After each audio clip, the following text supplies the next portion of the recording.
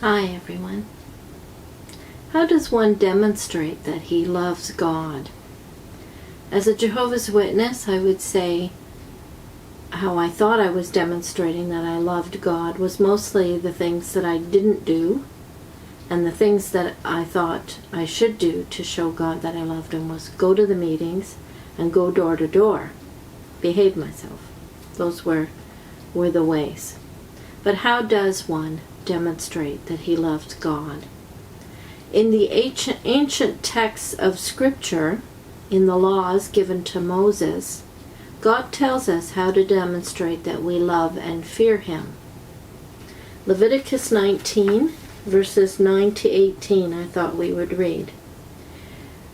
When you reap the harvest of your land, do not reap to the very edges of your field, or gather the gleanings of your harvest. Do not go over your vineyard a second time, or pick up the grapes that have fallen. Leave them for the poor and the alien. I am the Lord your God. Do not steal. Do not lie. Do not deceive one another. Do not swear falsely by my name, and so profane the name of your God. I am the Lord. Do not defraud your neighbor or rob him. Do not hold back the wages of the hired man overnight. Do not curse the deaf or put a stumbling block in front of the blind, but fear your God. I am the Lord. Do not pervert justice. Do not show partiality to the poor or favoritism to the great, but judge your neighbor fairly. Do not do anything that endangers your neighbor's life. I am the Lord. Oh, I think I missed one. Do not spread slander among your people. Do not hate your brother in your heart. Rebuke your neighbor frankly, so you will not share in his guilt. Do not seek revenge or bear a grudge against one of your people, but love your neighbor as yourself. I am the Lord. I couldn't help but notice this repeated phrase, I am the Lord, in between all these statements of how to behave towards your neighbor. How does one demonstrate that they fear the Lord, that they love the Lord? By loving their neighbor. I'm going to read a favorable example of someone who loved his neighbor from Victor Shepherd's book, A Great Cloud of Witnesses. This one is about Anthony Ashley Cooper, the 7th Earl of Shaftesbury. He lived from 1801 to 1885. So he was a contemporary of Russell. And you might ask why we never heard about a contemporary of Russell who behaved this way. Victor starts with a quote from the mouth of Shaftesbury here. There are not 2 hours in the day, but I think of the second advent of our Lord. That is the hope of the church, for Israel and for the world. Come, Lord Jesus, come quickly. So although he is anticipating the second coming of Christ as is Russell, this does not seem to paralyze him from doing good for others. This is how Victor continues. Like many who eagerly anticipate the day of our Lord's appearing, Shaftesbury was riveted to this world and its relentless suffering. Haunted by the barbarous exploitation of children, the formally attired 42-year-old politician was seen stepping into the unprotected bucket at the end of a single cable, which lowered him 450 feet to the mine floor. Only weeks earlier, a child assigned to apply the brake had left his post to chase a mouse. The bucket had plummeted and crashed, killing the miners descending in it. Once in the mine, Shaftesbury found children hunched over on all fours, struggling to push loaded coal carts. Some coal seams were so narrow that only a small boy, lying on his back and wielding an undersized pick, could extract coal from the face. Most of these boys grew up deformed. Shaftesbury was born to the aristocracy and was never without the privileges belonging to it.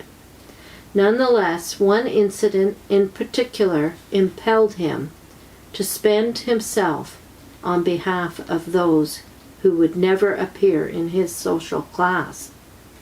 Walking through a shabby area of London, he came upon several intoxicated men who were carrying the crude sort of coffin used by the poorest. As they lurched toward the cemetery, one fellow stumbled. The rest fumbled the casket, swearing uproariously. Shaftesbury was appalled that the remains of anyone could be subject to such indignity. On the spot, he vowed to give himself to living wretches whose indignity was worse. Following an Oxford University degree in classics, he was elected to the House of Commons. Soon the young Member of Parliament was assigned to a subcommittee charged with investigating pauper lunatics and lunatic asylums.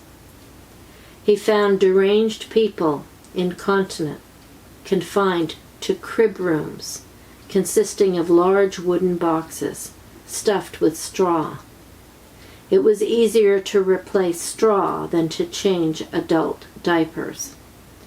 Winter and summer, the ill were taken outside and swabbed by an attendant wielding a long-handled mop.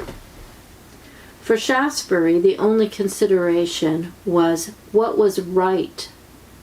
If upholding the right resulting in social disruption, then disruption there had to be.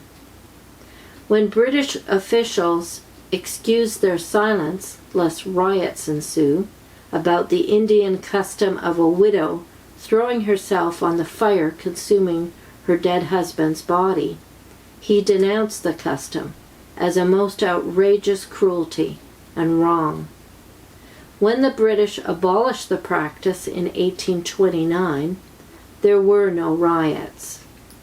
He alienated his father by supporting Catholic emancipation in England, convinced that Roman Catholics should not remain politically disadvantaged. Horrified at the 15-hour days children spent in factories, Shaftesbury labored to implement the 10-hour day. He knew that 6-hour shifts would find employers bringing back children for a second shift, as well as lengthening the workday for the adults whom they assisted. He announced publicly that primitive tribes which sacrificed their children were merciful compared to 19th century English. Industrialists who opposed the 10-hour day complained that British industry would not be able to compete with the continent. He was accused of undercutting industry in North England in order to favor agriculture in the South, whereupon he organized a huge demonstration of filthily clad children from Manchester factories. While his newly implemented laws protected children in factories, no law protected the chimney boys, who were virtual slaves of chimney sweeps. Each sweep retained several boys to climb up and down flues to dislodge soot. Their skin was painfully rubbed with salt to toughen it. Even so, knees and elbows were chronically raw from abrasions. Not infrequently, a climbing boy became stuck in a chimney. Some suffocated. Many died miserably of cancers spawned through the workday environment. The Climbing Boy Bill became law in 1840, but the fury of fastidious housewives kept it unenforced until the Shaftesbury Act of 1875. The Factory Acts had not protected children in the mines. When a parliamentary subcommittee concluded its findings, the government attempted to suppress the report. By a mistake, the report found its way into the hands of every member of Parliament and newspaper office. Those who had dismissed Shaftesbury as a cranky do-gooder could not bear to read of young girls nearly naked in hot mines, working alongside naked men who tormented them sexually. 5-year-olds who worked trapdoors in total darkness 14 hours per day, 6 days per week. When Shaftesbury brought forward the Colliery Bill, the government opposed it. It became law in 1842. Nonetheless, Shaftesbury always knew that freeing children from servitude was incomplete without education. Soon his dearest project was the Ragged School Union, where children, barred through social class from the nation's schools, were taught Thursday and Sunday evenings. For years he campaigned for better public health. Underground sewers should replace street-level gutters.